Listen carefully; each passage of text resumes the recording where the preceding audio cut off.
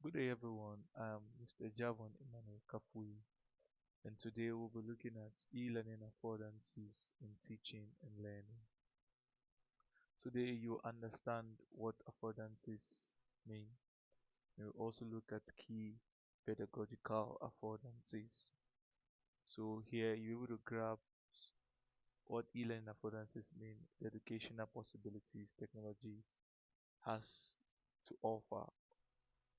Then we also look at some essential affordances that transform learning experience.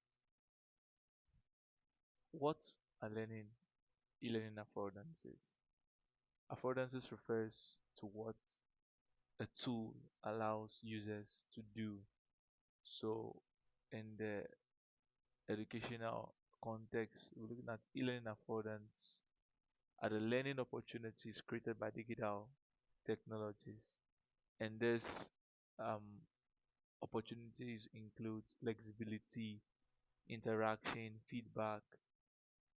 So you can get feedback as you learn, can interact with other colleagues though they are not present with you.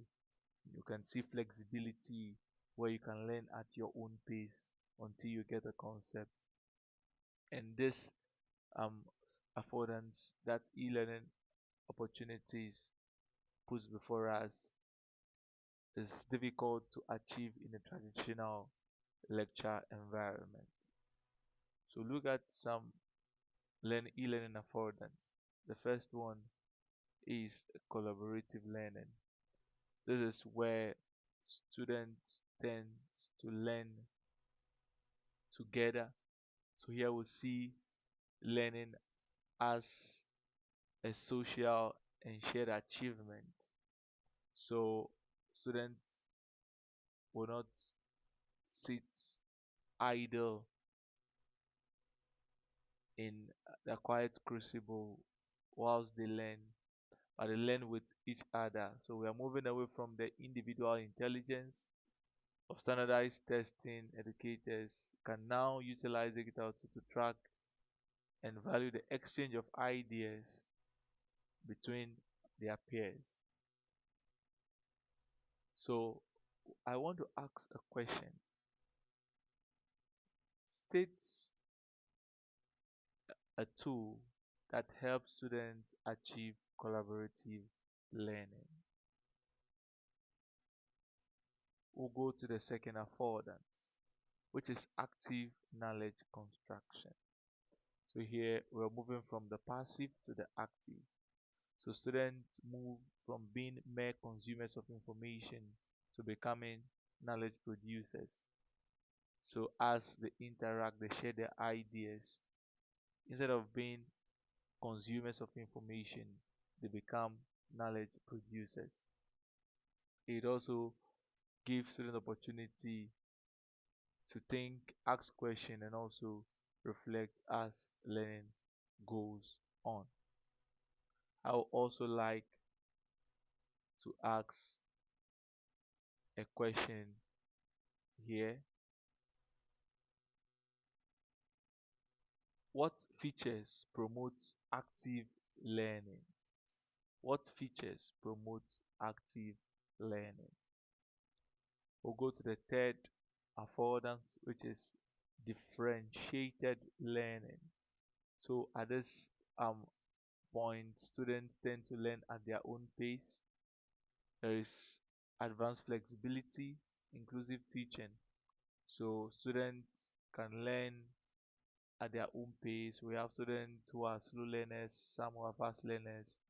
They will be able to learn at their own pace. Advanced flexibility, students who think they are fine with a particular concept can move on, whilst others who are finding the concept difficult can also reduce the pace to ensure they get the concept. So inclusive teaching, it accommodates diverse backgrounds, especially in mathematically intensive engineering courses. I'll ask a question here. How does video replay support weaker learners? How does video replay support weaker learners. We'll move to the fourth affordance, recursive feedback.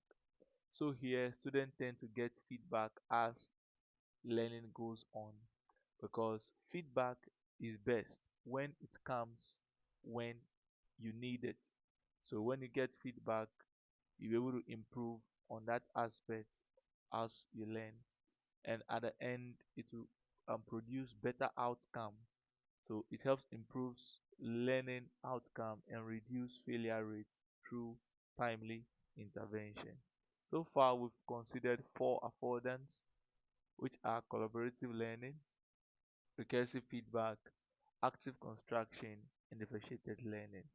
These four affordance work together to create powerful student-centered learning experience that go beyond traditional teaching method. Thank you. See you next time.